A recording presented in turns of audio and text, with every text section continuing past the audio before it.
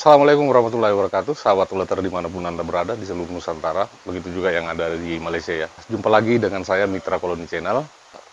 Pada video kali ini saya akan menjawab pertanyaan yang ada dalam WA saya ya, di sini, yang mana pertanyaan tersebut menanyakan tentang apakah burung walet itu bisa diputus jalurnya ketika kita berada di area-area lintasan ya.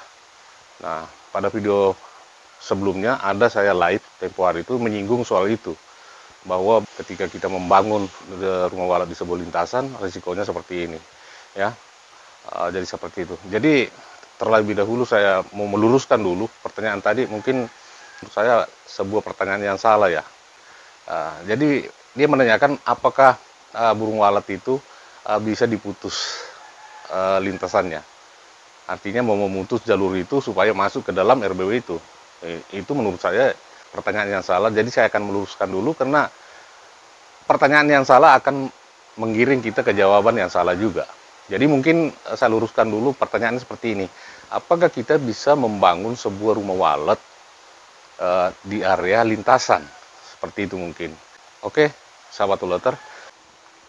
Di dalam kita berbudidaya walet ada 3 area ya, yang perlu kita ketahui. Yang pertama adalah area pakan ya, yang kedua area lintasan, dan area sentra. Yang manakah yang dimaksud dengan area sentra?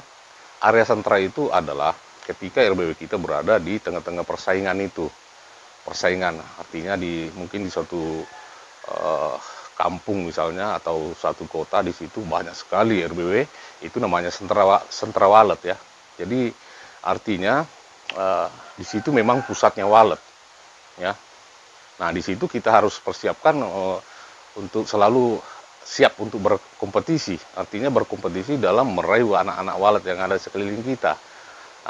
Dan itu memang sebuah perlombaan ya, bagaimana kita bisa menarik burung-burung walet di tengah-tengah persaingan yang maraknya RBW. Terus yang mana di situ banyak sekali ukuran RBW, ada ukuran jumbo, sedang, dan ya minimalis. Dan yang kedua adalah area pakan ya. Area pakan itu artinya area yang tempatnya burung walet mencari makan.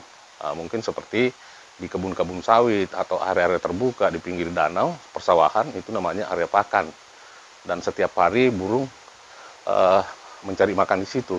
Dan untuk area lintasan itu di antara area sentra dengan area pakan tadi ini, itu boleh dikata area lintasan. Seperti itu. Nah, yang ditanyakan teman ini, apakah kita bisa memutus jalurnya? Kalau memutus jalurnya, saya kira tidak bisa. Kenapa? Burung yang melintas di atas itu semuanya punya tanggung jawab untuk di RBW-nya. Dia pagi keluar dari RBW-nya itu, dia datang mencari makan, melewati lintasan RBW kita. Dia mencari makan, setelah dia kenyang, sore dia mengumpulkan makanan untuk anak-anaknya juga. Nah, jadi sudah tentu ketika dia mau pulang, ingatannya itu, instingnya itu selalu mau memberi makan kepada anaknya. Jadi tidak mungkin dia dengan mudah kita menghentikan seperti itu.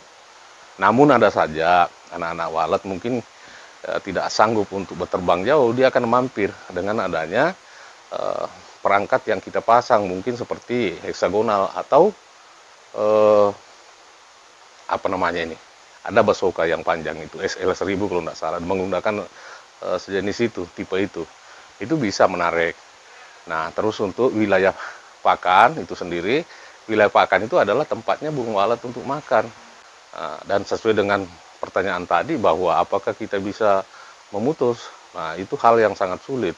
Tapi kalau untuk mengembangkan sebuah RBW di area lintasan itu bisa. Karena banyak teman kita juga bisa sukses. Yang dia pikir itu hanya untuk memberhentikan burung itu, tidak bisa dibentikan itu. Jadi yang kita harus lakukan ketika membangun sebuah RBW pada area lintasan adalah memperbaiki daripada kondisi internal daripada RBW kita, begitu juga kondisi eksternalnya. Eksternalnya itu mungkin banyak pepohonan di situ, pepohonan di luar RBW itu, nah itu kita akan pangkas. Nah, jadi burung itu bermanuver dengan leluasa. Nah, itu untuk kondisi eksternalnya. Kalau untuk internalnya, ya kondisi dalam gedung itu. Nah, kita perbaiki semua tata ruangnya, temperaturnya. Nah, itu aja, simpel aja sebenarnya yang kita harus lakukan. Tidak perlu kita memikir yang lagi melintas itu untuk dihentikan. Nah, jadi dengan memperbaiki semua fasilitas yang ada di dalam gedung itu saya kira burung walet itu secara alami akan masuk, terutama anak-anak burung yang ada di sekitar situ. Karena ahli lintasan itu juga tidak berarti burung yang ada di situ hanya burung-burung melintas saja. Di situ banyak itu masih burung-burung, anak-anak burung yang lain yang bermain-main di situ atau mencari makan. Nah, karena saya paham betul bahwa di Indonesia ini, di daerah manapun, itu kalau kita membunyikan suara pasti ada burung. Ya, walaupun tidak sama dengan di area-area yang memang populasi banyak. Nah, berapa kali saya uji coba di daerah mana itu, lain pulau pun, saya melakukan tetap aja ada burung walet itu untuk mendekat. Jadi saya selalu menyampaikan kepada teman-teman semua, bahwa janganlah kita selalu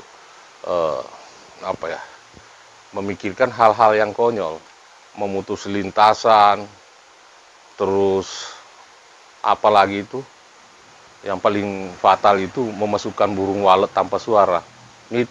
Itu beberapa hari juga ada yang menanyakan tentang itu.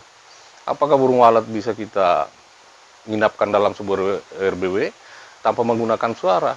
Itu konyol, tidak bisa. Kita menggunakan logika saja bahwa kita sekarang ini menggunakan suara aja itu sudah sangat sulit di tengah-tengah persaingan ini. Apalagi tidak menggunakan suara. Burung tidak akan suka di situ. Beda kalau yang dulu. Zaman dulu kan memang ada rumah walet yang bisa ada rumah tinggal yang bisa dimasuki walet karena memang persaingan tidak ada. Sekarang ini persaingan semakin ketat. Jangankan tidak menggunakan suara, menggunakan suara aja sampai dua karakter di sebuah rumah walet tidak masuk. Apalagi tidak menggunakan. Dia sampaikan itu kepada saya karena katanya dia pernah melihat di YouTube seperti itu. Tapi tidak ada di YouTube itu, memang ada, cuma hanya bicara doang saja, tidak menampakkan bahwa proses awalnya mulai dari on sampai dia berhasil. Yang diperlihatkan itu kan burung berkoloni, dimatikan suaranya. Nah, bukan berarti burung walet itu berkembang tanpa menggunakan suara. Masih banyak itu tanpa menggunakan suara. Tapi setelah berkoloni, sudah penuh, itu dimatikan suara. Nggak apa-apa, nggak ada masalah. Karena suara yang kita kasih bunyi itu adalah tujuannya untuk memanggil burung baru saja. Nah, kalau sudah rumah walet itu sudah penuh, untuk apa? Tanpa dipanggil juga dia datang sendiri, karena sudah berkoloni. Koloni manggil koloni, seperti itu. Jadi sahabat uleter, dalam dunia walet ini yang perlu kita rubah sebenarnya itu pola pikir dulu. Ketika kita berangkat awal itu memang pola pikir kita harus dirubah. Bagaimana konsekuensinya ketika kita berbudidaya walet? Siapkan mental semua. Dan juga saya selalu menyampaikan bahwa jangan terlalu banyak memikirkan yang konyol-konyol itu. Hanya membuang-buang energi saja. Tidak ada gunanya. Kita harus berpikir positif, berpikir yang mana kira-kira yang bisa mengembangkan rumah walet kita itu. Oke teman-teman ya, sebelum saya akhiri video ini, saya sampaikan juga bahwa akhir-akhir ini saya banyak di indoor saja ya. Jarang sekali saya keluar memperlihatkan kondisi RBW orang dan lain sebagainya itu. Karena menurut saya itu sudah bosan, orang sudah sudah capek menonton, diterapkan juga tidak berhasil. Karena memang tidak mengena ya. Berbeda yang diperlihatkan dan beda juga yang diterapkan. Akhirnya terjadi kegalauan. Nah, makanya saya memilih untuk kadang-kadang live kalau sinyal internet bagus, dan juga saya membuat video di indoor saja ya. Karena menurut saya ini cara yang paling bagus untuk lebih berinteraksi lagi dengan penonton saya. Karena apa permasalahan yang ada di RBW-nya, dia bisa tanya langsung, dan insya Allah kalau saya mampu saya akan menjawab sesuai kemampuan saya. Oke, saya akhiri video ini dengan ucapan Assalamualaikum warahmatullahi wabarakatuh dan salam satu hobi.